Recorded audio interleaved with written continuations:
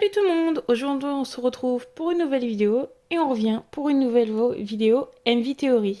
Mais cette fois sur les Blackpink.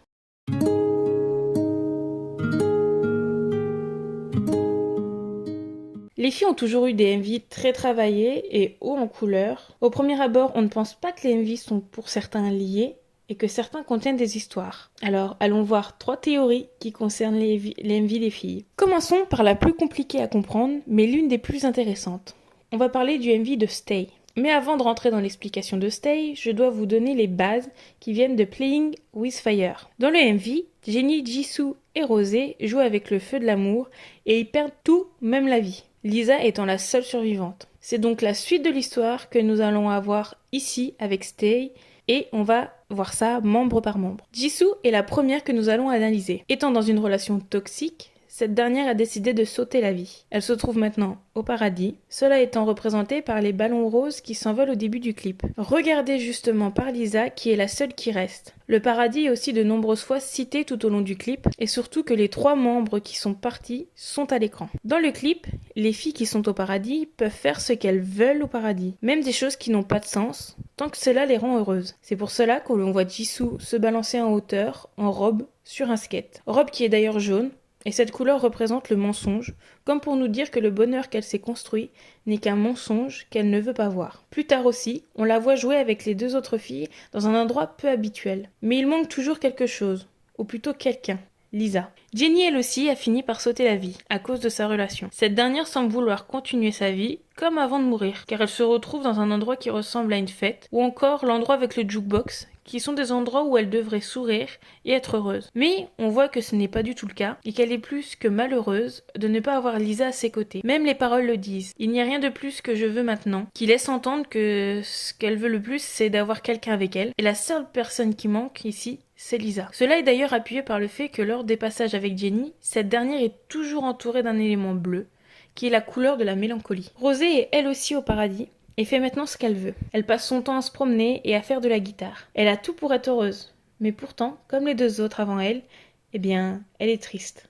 On peut même penser qu'elle n'arrive pas à composer en voyant les feuilles par terre lorsqu'elle joue de la guitare. Elle semble avoir perdu l'inspiration et l'envie de faire ce qu'elle aime, alors que cela devrait la rendre heureuse. Puis, quand elle se promène, on a plus l'impression qu'elle erre sans but, en attendant que quelque chose se passe. Passons maintenant à la dernière membre, mais à la fois la plus importante, car cette dernière est la seule à ne pas être au paradis. Mais elle n'est pas pour autant totalement vivante. Elle se trouve plutôt à un carrefour, un entre-deux entre la vie et la mort. Ces passages le montrent très bien, car dès le début, on la retrouve sur cette sorte de muret en hauteur, où derrière on reconnaît le paradis où se trouve Rosé. Alors on peut très bien imaginer que devant elle se trouve la vie, et derrière elle, donc quand elle est face au paradis, se trouve justement la vie. Sur ce mur, on la voit douter, peser le pour et le contre de sa décision. On la voit aussi faire des allées et venues, dans un couloir rempli de portes ouvertes, où on trouve au fond le mot black, qui peut représenter le néant, mais aussi le noir de la mort pour rejoindre les autres filles au paradis. Cette dernière se trouvant dans l'entre-deux a pu voir quelques brides de ce que pourrait être sa vie au paradis avec les filles. C'est d'ailleurs le choix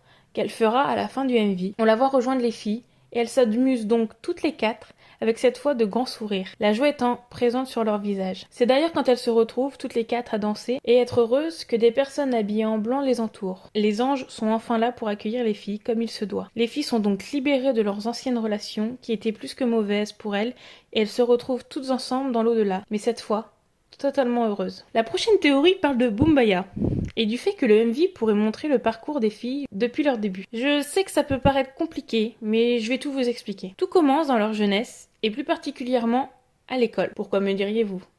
Les filles descendent d'un bus scolaire. Puis, juste après, on les voit dans un couloir avec des casiers.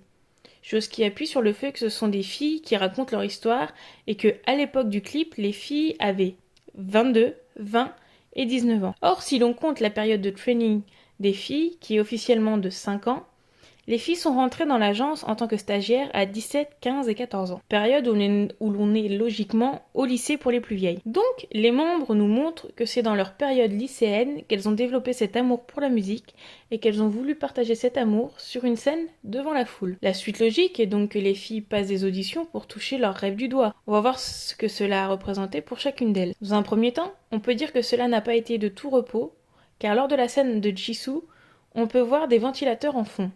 Les ventilateurs sont utilisés pour refroidir les températures élevées, tout comme ce que ressentaient les filles, tellement anxieuses qu'elles essayaient de se calmer grâce à l'air frais. Ensuite, elles se devaient d'être belles, en mettant du rouge à lèvres. Elles nous montrent combien d'efforts elles devaient mettre dans leurs apparences. Pour le meilleur ou pour le pire, c'est la réalité de cette situation quand on est une idole féminine. Les femmes dans le milieu sont plus à même de recevoir des critiques sur leur physique ou leur beauté. Gros point des auditions, c'est que les filles doivent montrer ce qu'elles savent danser. C'est assez évident. Pour être dans le groupe, vous devez savoir danser. Elles doivent montrer un certain talent en danse. Cela se voit lorsque toutes les filles agitent et dansent ensemble en ligne. Bien que vous ne puissiez voir que leurs mains dans le dos de celle de devant, elles sont toujours là et bien synchro. Alors les membres nous disent que la raison pour laquelle elles ont passé les auditions est qu'elles étaient motivées, avec des capacités de danse, et montrent un potentiel de beauté. Cette période a été autant à l'extérieur qu'à l'intérieur difficile pour elles. Elles n'étaient jamais calmes et détendues. Elles étaient toujours anxieuses et nerveuses. Ce fut une expérience difficile, mais elles se sont battues et ont réussi. Ensuite, passons au temps de training. Pendant cette période, elles se sont beaucoup entraînées. On sait que la période de training est pour beaucoup un moment très dur, de remise en doute, de fatigue, due aux horaires très compliqués. Comme on le voit dans le clip, quand les filles dansent, ces dernières ont l'air de l'avoir vécu comme une prison, car on voit aux fenêtres des barreaux, comme si elles ne pouvaient pas sortir et devaient seulement travailler pour débuter. Enfin, alors qu'elles se préparent à débuter, les choses commencent à se concrétiser. Lors d'une autre partie de danse, on voit un décor avec de nombreuses portes derrière elles qui symbolisent toutes les opportunités et les routes qui s'offrent à elles, alors qu'elles deviennent un groupe populaire. Maintenant, nous avons la scène où elles font la fête et s'amusent. On les voit vraiment heureuses et profiter du moment. Cela montre à quel point le stress part pour finalement pouvoir réaliser la chose pour laquelle elles ont travaillé si dur, faire leur début. Chose qui est faite à la fin du clip. Finalement, satisfaites d'elles-mêmes, les gens derrière elles symbolisent l'équipe et le personnel incroyable qui prendront toujours soin d'elles et seront avec elles à mesure qu'elles grandiront. Passons maintenant à la dernière théorie qui est ma préférée. Le MV de Lovesick Girl raconte subtilement l'histoire du décès de Jenny, Rosé et Lisa. Jisoo, elle, raconte les événements malheureux et finit par se tuer elle-même à la fin. Dès le début du MV, on peut voir que ce dernier aura un lien avec la mort, car quand les filles dansent, on voit en fond un néon qui dit Die Alone, alors que les filles chantent Born to be Alone, ce qui fait un contraste entre Born qui veut dire naître et Die qui veut dire mourir.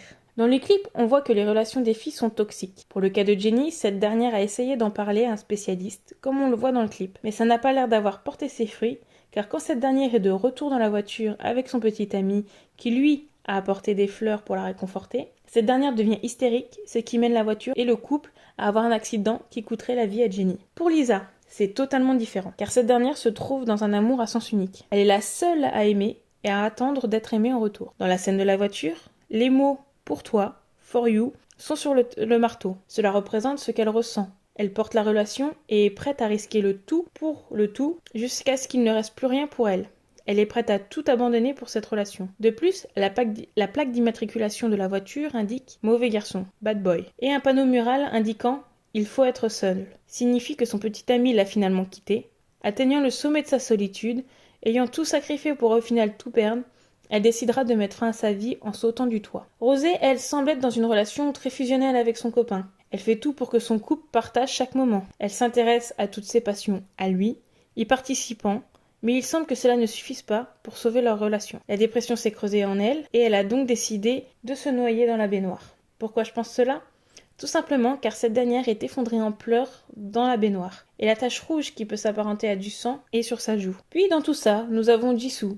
Dans sa première scène qui est probablement un rêve, nous la retrouvons triste, mais en même temps, la scène florale exprime sa volonté de rester positive et d'aller de l'avant. Les fleurs bleues sont une représentation de l'espoir et de la beauté des choses. On peut également la voir tenir un sablier dans lequel le sable peut sembler tomber, mais va en réalité dans le sens inverse et remonte dans le sablier. Cela serait une représentation de son désir de remonter le temps et changer les choses. On voit d'ailleurs que cette dernière a déjà fait de son mieux, car on la voit courir comme si sa vie en dépendait. Mais ici, c'est plutôt celle de ses amis qu'elle essaie de sauver. Mais c'est déjà trop tard.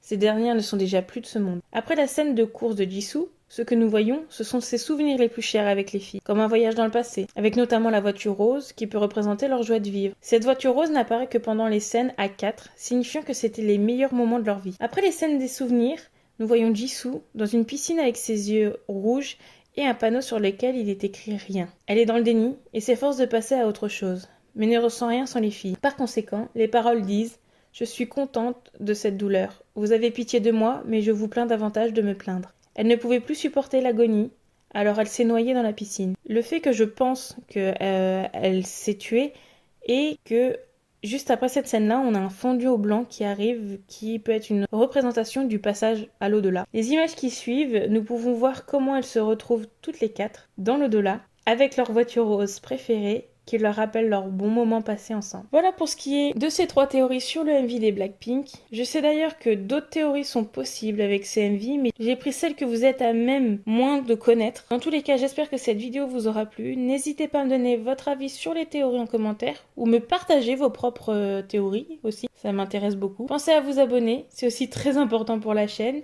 Et bien sûr, je vous souhaite une bonne journée, une bonne soirée en fonction de l'heure à laquelle vous regardez cette vidéo. Et surtout, prenez soin de vous.